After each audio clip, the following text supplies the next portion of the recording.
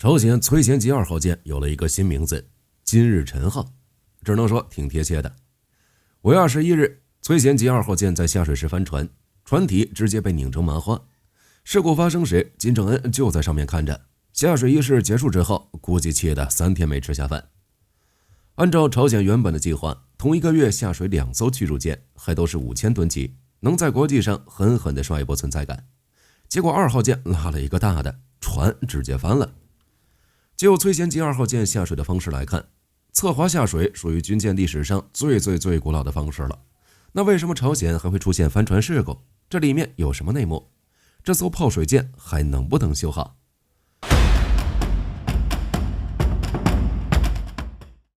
？5月21日，阳光正好，微风不燥。朝鲜人民海军在东海岸的青金造船厂举行崔贤吉驱逐舰2号舰的下水仪式。这是1个月内朝鲜第2艘下水的5000吨级驱逐舰，具有重大意义。朝鲜劳动党总书记金正恩同志亲自出席下水仪式，朝鲜人民也争先来到东海岸观摩驱逐舰下水，感受国力提升的快乐。在一片向好之际，突然出现了意外，船翻了。事故对舰船本身造成了巨大影响，估计龙骨已经受损，很难修复，即使修好也无法执行作战任务。不得不说，这事儿挺好笑的。朝鲜的崔贤吉2号舰本来还没有名字，事故发生后外号先有了金日成号，即使朝鲜海军对其进行正式命名，也摆不脱掉金日成这3个字。那么这次事故是如何发生的？朝鲜对待这次事故的态度还不错，第一时间就公布了事故的细节。火力军估计朝鲜也很明白，这起事故根本瞒不住，与其瞒着被外媒揭露，不如主动承认。根据朝中社的报道，在新驱逐舰下水过程中，由于指挥部署操作不慎，没有保持底盘移动的平行度，导致舰尾部分的下水滑板先脱离搁浅，船底部分区段破孔，导致舰船失衡，船首部分未脱离船台。翻译一下，就是2号舰下水失败，成了一艘泡水船。就事故本身来看，可以说是相当低级。舰船的下水方式是固定的，一共也就5种，分别是固定船坞下水、浮船坞下水、倒退式下水、侧滑式下水以及吊运式。航母、2栖攻击舰之类的大型军舰一般使用固定船坞式下水。固定船坞也就是干船坞，舰船直接在船坞里建造，建造完之后再给干船坞注水，让船自己飘起来，最后则使用拖轮拖曳下水。浮船坞就是把船台上的舰船使用转运车运到浮船坞上，之后浮船坞将船转移到岸边，自己沉下去。这种方式比较适合中型舰艇、潜艇等。朝鲜崔贤吉首舰的下水方式就是这种，期间也没有出现什么意外。倒退式下水就是将船放在船台上，之后船只纵向移动，船尾先下水，这种方式比较适合护卫舰、驱逐舰。侧滑式则是2号舰的下水方式，在船台上铺上很短的滑道，之后轻轻一推，船只就会在自身重力的作用下侧身滑进水里，看起来相当暴力，相当于把船扔到水里。吊运式下水则专用于那些小型舰船，舰船在船台建好之后，用大型起重机将其吊进水里，主打一个方便快捷。在倒退式与侧滑式下水方式中，侧滑式的难度系数较高，要同时滑动的部分较长，一旦操作不慎，部分先入水，面临的结局就是崔贤吉2号舰那样，直接翻船。其次，如果舰船的恢复系数不准确，入水之后也会有问题。从侧滑式下水的方式来看，船体会有一个倾斜后回正的过程，恢复系统不准确的话，舰船入水后也会直接翻到水里。不过难归难，侧滑式算是军舰历史上最古老的下水方式了，只不过之前是木棍，现在换成滑轮。2战期间，美国著名的自由轮也是侧滑式下水，其吨位达到了7000吨。在这种情况下，即使朝鲜没有5000吨驱逐舰侧滑式下水的经验，但数据并不难获得，找俄罗斯拿一份或者在国际上淘一淘就行了。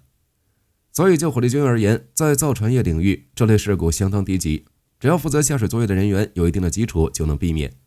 结果崔贤吉还是翻船了，火力军有理由怀疑这是因为在太阳的照耀下轮滑高温变形才导致本次事故。对于青金造船厂来说，2号舰翻船等于自己判自己死刑。事故发生时，金正恩正在现场，看到这一幕脸都黑了。1个月服役2艘驱逐舰的梦碎了，当场就给造船厂骂了一顿，表示这起事故完全是造船厂做事不慎、不科学的经验主义所导致的。而且出了那么大的事情，肯定要有人背锅的。按照金正恩的说法，这起事故损害了朝鲜的尊严和自尊，这完全在于劳动党中央军需工业部、国家科学院理学所、金策工业大学、中央船舶设计研究所和青金造船厂的相关人员。事故发生后，青金造船厂厂长洪基浩当场被抓到司法机关立案调查，估计接下来的结果不会太好。在5月25日又抓了3名负责人，当然抓人是肯定要抓的，但它不是最重要的。对于当前的朝鲜来说，最关键的问题是这艘泡水船还能不能修好。根据朝鲜专家的说法，修船那不是有手就行，但是就实际情况来看，事实并非如此。帆船事故发生后，朝鲜就对驱逐舰进行水下与内部检查，并对外公布了调查结果。据初期发布的内容不同，朝中社第一时间公布的内容为船底有破孔，所以导致进水。不过根据调查，驱逐舰的船底没有破洞，仅仅是船体右舷被刮削，海水是通过船尾部分的救生通道流进去的。总的来说，就一句话，受伤不是很严重，海水从救生通道进入，表明主水密舱壁没有失效。受损侧舷的位置也可以通过切割并焊接预制钢板进行替换，这点改变也不会导致全舰应力分布系统性失衡。根据朝鲜专家的说法，抽出海水并将舰首从船台脱离，以修复船体平衡性，整个过程需要2至3天的时间。侧舷损伤部位只需要10多天时间就能修复，各位相信吗？反正火力军不相信。这轻描淡写的说法，如果不是火力军清楚这是帆船事故，还以为这是开车剐蹭，打磨喷漆就行了。而且朝鲜的说法也很有意思，只提修复舰体需要多长时间，打捞这艘驱逐舰需要多长时间是绝口不提，龙骨可能受损的情况也是提都不提。就目前的情况来看，朝鲜如果想要打捞的话，最有效的办法那就是将还停留在岸上的舰首部分推入海里，在此期间需要设置足够多的浮筒，然后和拖船配合将舰体扶正。而且朝鲜很难再把这艘船弄回船台上，所以估计得把南浦造船厂的浮船坞弄过来，在浮船坞里修，总不能泡在水里直接开干。不过朝鲜本身就缺少5000吨级军舰的建造经验，打捞和救援的经验也自然为零，最好的解决方案就是找外援。考虑到俄朝两国在军事领域的合作，俄罗斯还是愿意帮这个忙的。崔贤吉的建造工作背后有俄罗斯的影子，船都造了，打捞更不是问题，但时间是否来得及还不好说。青金造船厂的设置位置，大一点的起重打捞平台都进不去，而且其事故的严重程度也与朝鲜公布的内容完全不同。从目前已经曝光的照片来看，船体都被拧成麻花了。你告诉我船底没有破洞，仅是舰体表面受损，这不是纯纯欺负老实人吗？崔贤吉驱逐舰的武器堆砌过多，上层建筑过重，存在重心过高的隐患。舰船斜着搭在船台上，如果不马上扶正，龙骨很容易变形。考虑到朝鲜的打捞技术，火力军有理由怀疑朝鲜的龙骨也可能受损，这东西出现问题基本无法修复。即使把表面修好，像没事人一样再次下水，也无法执行作战任务，并且以帆船的姿势来看，发动机和螺旋桨之间的传动轴也容易变形，这一来二去大修跑不了。金正恩所说的在下月全会召开前无条件完成修复工作根本不可能。即使实际没有那么严重，2号舰修好之后也会面临问题，比如最大航速下降，在恶劣海况的航行适应能力下降，也存在一些潜在风险，比如在之后的航行中，事故区域是否会产生裂纹，是否会存在金属疲劳等。至于一些媒体所说的精密电子设备，比如相控阵雷达受到影响，这大概率是不会的。舰船下水有很强的震动，会对舰艇上的精密电子设备造成影响，所以加装设备、装置和设施的工作只能放在下水后进行，也就是西装。崔贤2号舰大概也是如此。总的来说，崔贤吉翻船的原因，造船厂要背一部分锅，朝鲜自己也要背锅。造船厂这边侧滑下水是最直接原因，青金造船厂使用这种方式的原因也很简单，硬件跟不上，无法使用倒退式下水，这要求船厂拥有足够的水域面积，舰船一屁股坐到岸边也不行。另一边也没有南浦造船厂的浮船坞，而且其缺乏大型军舰的建造经验，船台的使用率很低，滑台状况不佳，于是出现了意外。朝鲜自己背的锅则是要求太多，给的工期太短。朝鲜想同时下水2艘新型驱逐舰，在这种情况下，青金造船厂就只能优先建造军舰本身，其他的需要往后排。也有说法称，在1992年的时候，青金造船厂就通过侧滑式下水9000吨货船，这次帆船大概就是在细节方面没有处理好。这就有一个问题了，朝鲜肯定是知道情况的，那为什么还要把造舰任务交给青金造船厂？朝鲜一共有8座造船厂，分别是南浦、青金、罗金、元山、新浦、鹿台，以及2个未明确命名的造船厂。以上所有造船厂都存在生产设备规模较小、现代化水平较低的问题，没有建造5000吨级驱逐舰的经验。在崔贤级驱逐舰项目中，朝鲜选择南浦造船厂无可厚非，这是朝鲜军舰摇篮，长期承担朝鲜海军舰艇建造任务，积累了较多的大型舰船设计经验。至于其他7座造船厂，选谁都无所谓，哪个都不行。青金造船厂之前是生产货船、渔船的，最近这几年才开始进行大规模扩建。罗金造船厂负责中小型商船以及巡逻艇及辅助舰船，元山造船厂则是潜艇及导弹快艇生产基地，侧重隐蔽性舰艇研发。新浦造船厂主打海军特种作战，建造试验性海洋装备，比如卫星潜艇、潜射导弹平台。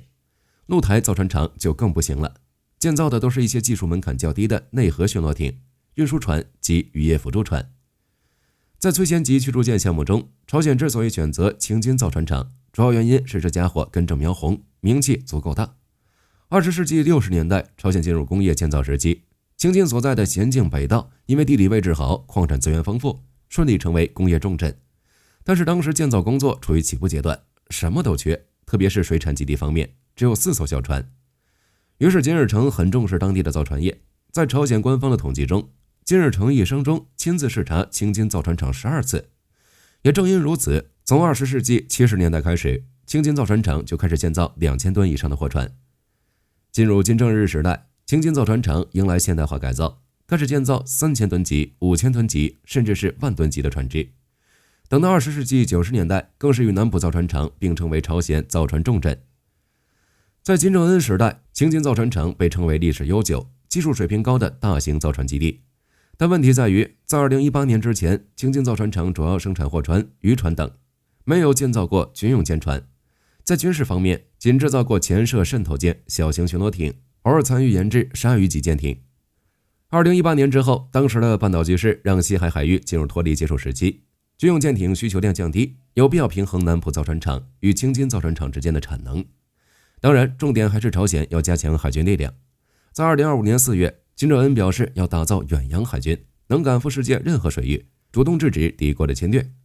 估计在2018年，金正恩就在想这件事了，所以对青金造船厂进行了大刀阔斧的改革，提高造船造舰能力。崔贤级驱逐舰的建造任务也就落在了青金造船厂的头上。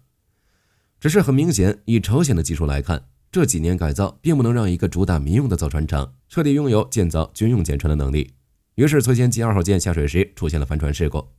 总的来说，火力军估计这艘泡水船大概率还是会正常加入朝鲜海军的战斗序列，毕竟这事对朝鲜海军的影响较大，影响了国家形象，还暴露了其在大型军舰建造以及下水方面的经验不足。为了争一口气，服役是肯定的，但执行作战任务的可能性并不大了。不知道经过这次翻船事故，2号舰在下水时是否还会出现意外？如果还是这样，火力军能笑他一整年。好了，这期视频到这儿就结束了。各位觉得朝鲜这艘泡水船什么时候才会再次下水？可以在视频下方留言，大家一起讨论。喜欢本期视频的朋友，不要忘记点点关注。我是火力军，下期见。